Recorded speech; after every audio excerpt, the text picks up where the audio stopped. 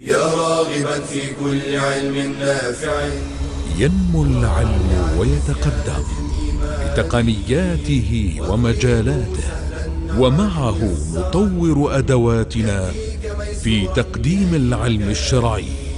أكاديمية زاد أكاديمية ينبوعها صاف ليروي غلة الظمآن.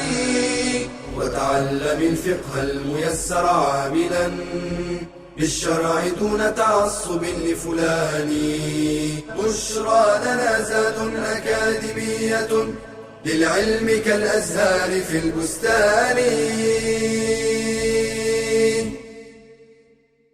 بسم الله والحمد لله والصلاة والسلام على رسول الله وآله وصحبه ومن اهتدى بهداه. أما بعد.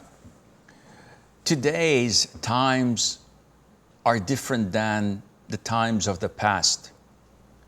The beauty of Islam is that it governs all aspects of life, whether in the past, in the present, or even in the future. It has the tools and means to do so because it was placed by Allah Azza wa Jal, who created the whole universe. So Allah knows what He had created. So He did not leave us to go astray. He clarified everything to us in the Quran and through His Messenger sallallahu alaihi wa alihi wasallam. Some of the contemporary financial issues that were not present at the past are selling of shares. And what is a share? A share is what you own as a shareholder in a company. So when you buy shares in a company, you're allocated a portion of that capital of the company. So you have 0.001% of it. If you're richer, maybe you'd have 1%, 10, 50, 70%. That's why you're called a shareholder. And what's the ruling on it? Buying and selling shares in companies is basically and simply, it means that you're becoming a partner in that company. Someone who owns a company 100% wants money. So he sells 50% of his shares.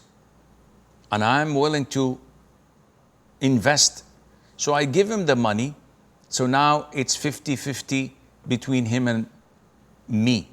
We are partners in that company. And this is permissible depending on a number of factors. So when people say, can we trade in buying and selling shares? The answer would be, it depends on the line of work of the company. So what do you mean by that? If the line of work of the company is halal, then you can take a portion of it. You can buy its shares.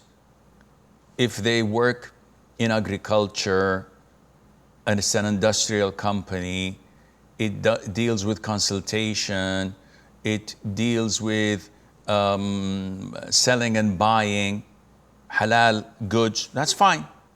But when it deals with haram, if it is, or if these shares are in a conventional bank, a conventional insurance company, an entertainment company that deals with music and movies and haram stuff, company that sells haram such as tobacco or alcohol and the likes.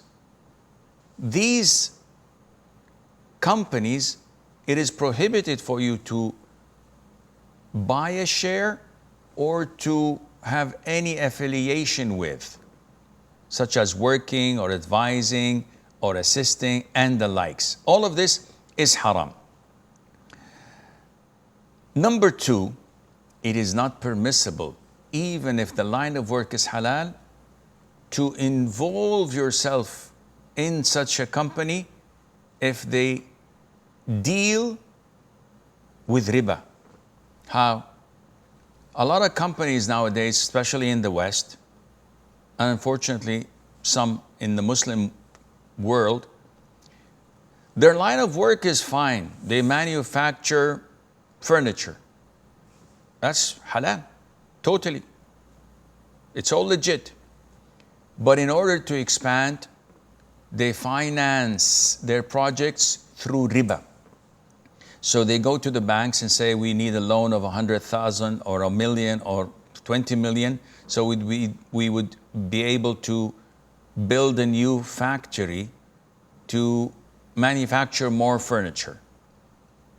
And the bank agrees with interest, riba. So now, as a shareholder, your partner in dealing with riba. Or the company itself makes a lot of money and they deposit it in banks, taking riba on their savings and distributing the dividends of that riba as profit to the shareholders.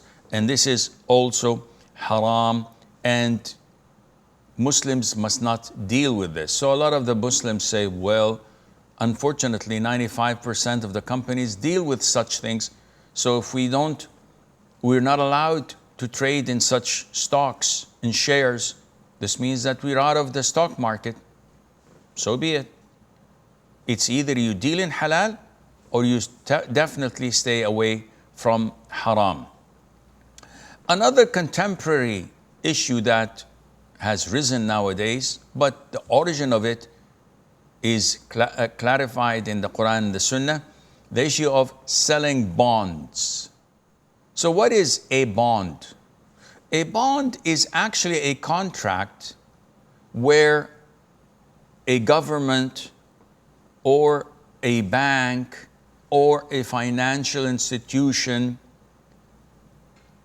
gives you a document in exchange of your money, stating that you have lent them, but they would not say lending them, that you're investing with them an X amount of money, where they're obliged to give you an X amount of interest on that money, either indefinitely, for years to come.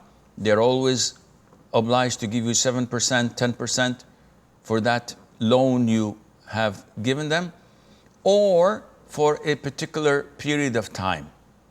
And this is totally prohibited because it's an interest-based riba loan. There is no ambiguity in this. And unfortunately, a lot of governments do this. And this is riba. Crystal clear, no blind man can't see that either. And companies do this, banks do this, because they want to have cash on their hands so that they can either lend it to other people and get a higher percentage of it, give you your riba profit or interest and take a small margin, or because they have projects they want to execute, or they have debts to pay off that have a higher interest rate than the one they're giving to you. Either way, it is totally haram. One would say, so what's the difference between a share in a company and bonds? The difference is huge. The difference is that a share is an actual portion of that company. So you can indefinitely keep it with you, get the dividends, or share the fall of the price of your share due to losses. And sometimes if the company goes bankrupt, you've lost the whole thing. Bonds don't do that. Bonds is a loan. Whether the whole government collapses or the bank loses a lot of money and doesn't make any profit, it's none of your business. You're going to get your haram riba interest on time. And this is a huge difference.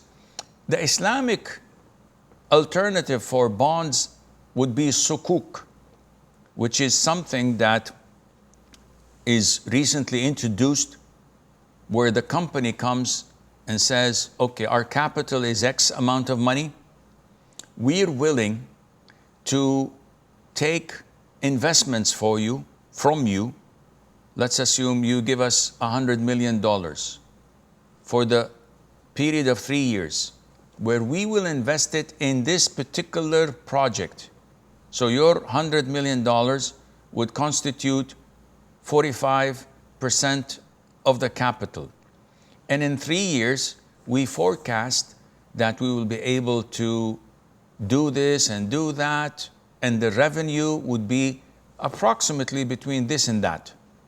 And after these 3 years are over, we will liquidate your sukuk and give you whatever is there with the profit. When you look at it and you trust their due diligence and their feasibility study and the project itself, that's very lucrative. But there is the risk of losing if they don't run the project well, which is an Islamic risk. This is how you invest. There is always a risk, not like in riba, where you're always on the win, regardless of the others. Let them go to hell, it's none of your business. No, it doesn't work this way. So in sukuk, if it's Islamic, governed by a Sharia board, controlling it, supervising it, it is halal alternative, and Allah Azza wa Jal knows best. هذا والله أعلم ونسبة العلم إليه أسلم وصلى الله وسلم وبارك على عبده ورسوله نبينا محمد. يا راغبا في كل علم نافع ينمو العلم ويتقدم بتقنياته ومجالاته، ومعه نطور أدواتنا في تقديم العلم الشرعي. أكاديمية زاد أكاديمية ينبوعها صاف ليروي غلة الظمآن، وتعلم الفقه الميسر عاملا بالشرع دون تعصب لفلان. بشرى لنا زاد أكاديمية للعلم كالأزهار في البستان.